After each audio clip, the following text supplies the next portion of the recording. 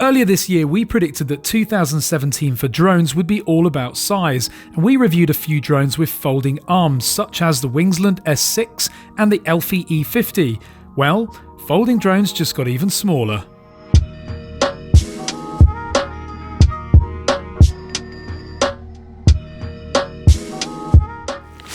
So here is the Eachine E55, and this is the next in a line of cheap budget quadcopters from Banggood. A lot of these Eachine aircraft are also rebranded as JJRC, so there may already be a version of that out there on the market.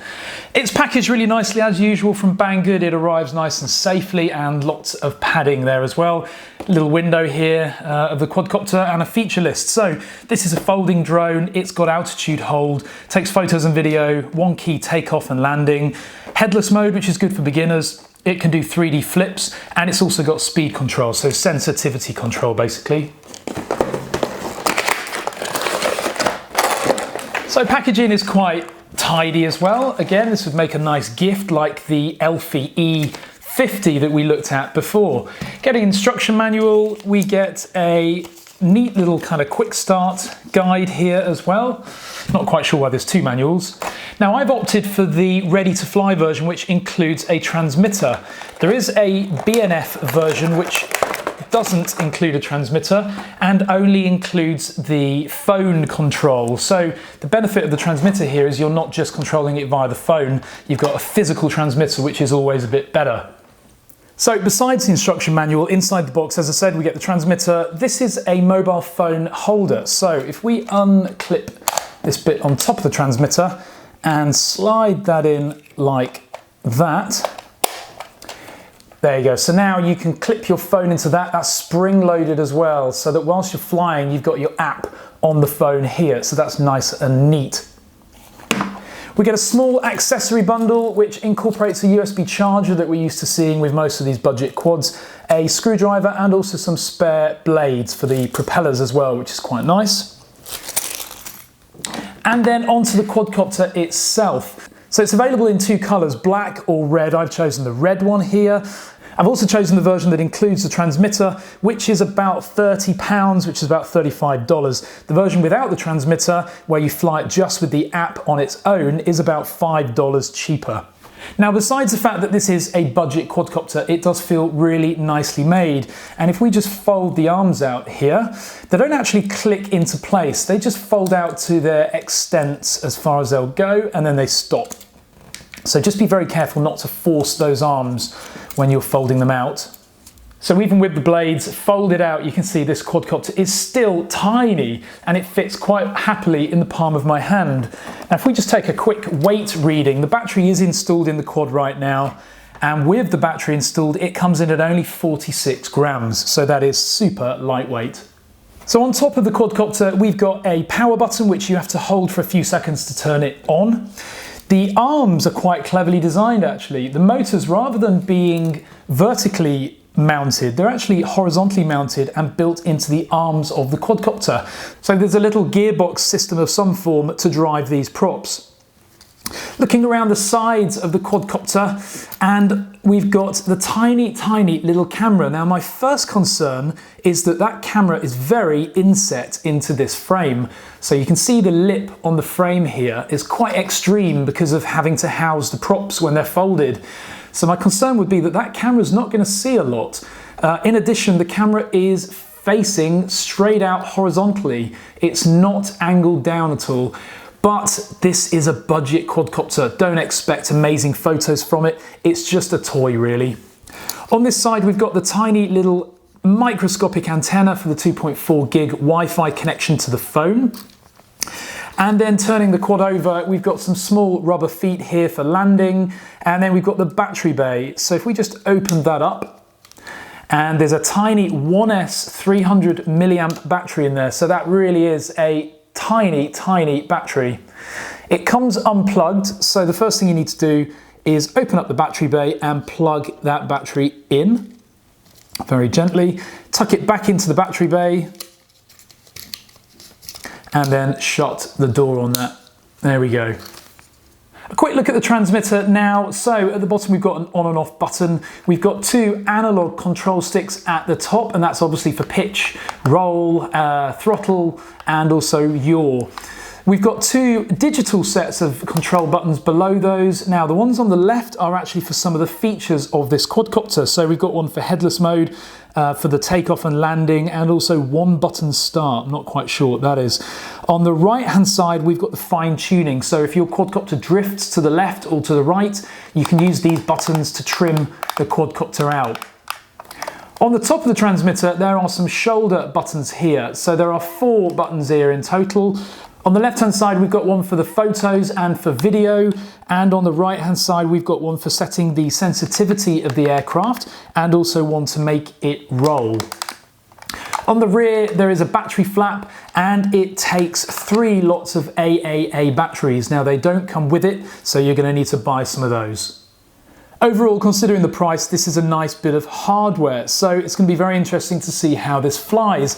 Next thing we'll do is set up the app and get the transmitter connected to it as well. So if you have the version of this quadcopter with the transmitter, then setup is really easy and you actually don't need the app.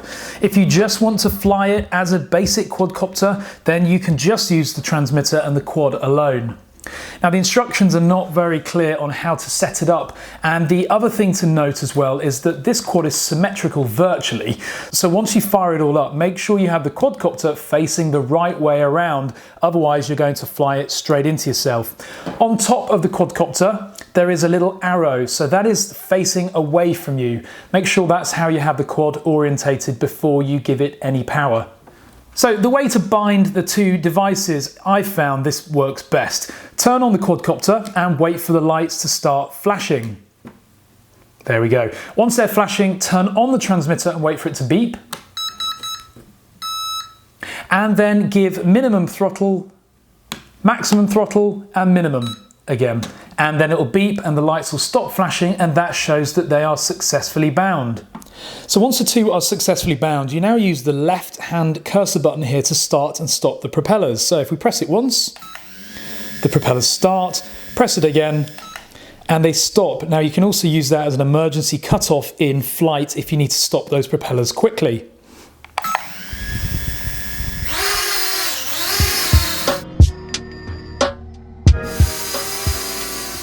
The E55 flying indoors is very impressive, and it's really stable, responsive, and the altitude hold works well, although there is a bit of lag with it, which I'll explain later. But as you can see, despite no GPS or location hold, the hands-off hover is pretty good. To get the app installed, search the App Store on your mobile or tablet for AIR Fun UFO. Get it installed, and then you can explore the other features of the E55 drone. Once installed, you'll need to search for wireless networks to get your smart device connected to the drone.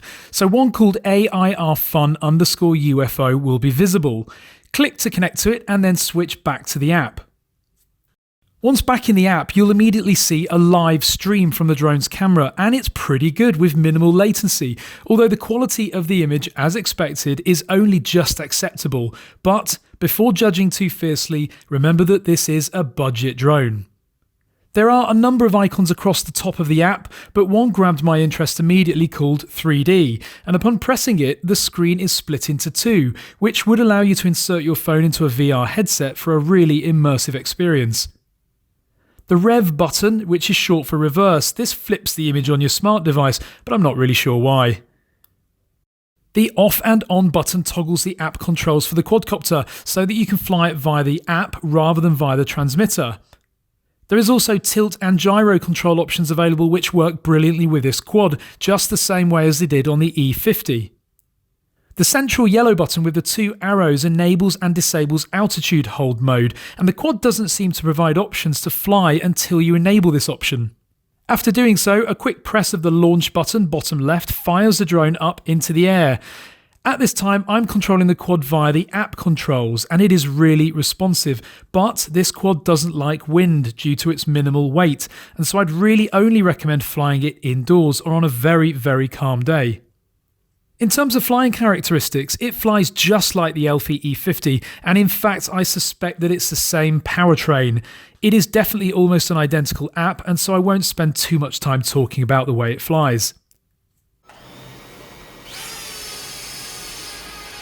Now for a quick flight test using the transmitter. Now this thing is so responsive and quite happily darts all over the place with just a little touch of the transmitter controls, if not a little bit too much, although you can adjust the sensitivity of course for a more subdued flight. I found the altitude hold to be a little bit frustrating because after releasing the throttle, you have to wait for about 1 second for the drone to stabilise at the desired altitude. This becomes quite irritating. But as with the Elphi E50, the range is acceptable and overall it just has lots of fun factor. It's also very crash resistant, far more so than the vulnerable arms on the E50, and I had lots of tumbles but caused no damage. In fact, I didn't even break a prop despite testing the flip function and crashing into a nearby branch of a tree. My only other complaint is that it's very hard to tell which is the front, back and sides of this drone because it's completely symmetrical from all sides, so do work on your orientation. For this drone, I'm not going to do the usual summary because it is what it is. It's a cheap budget toy. It's great fun for inside the home and even outside on a calm day. For the price, it's brilliant, and for its size, you can carry it around for a fun mini flight wherever you fancy.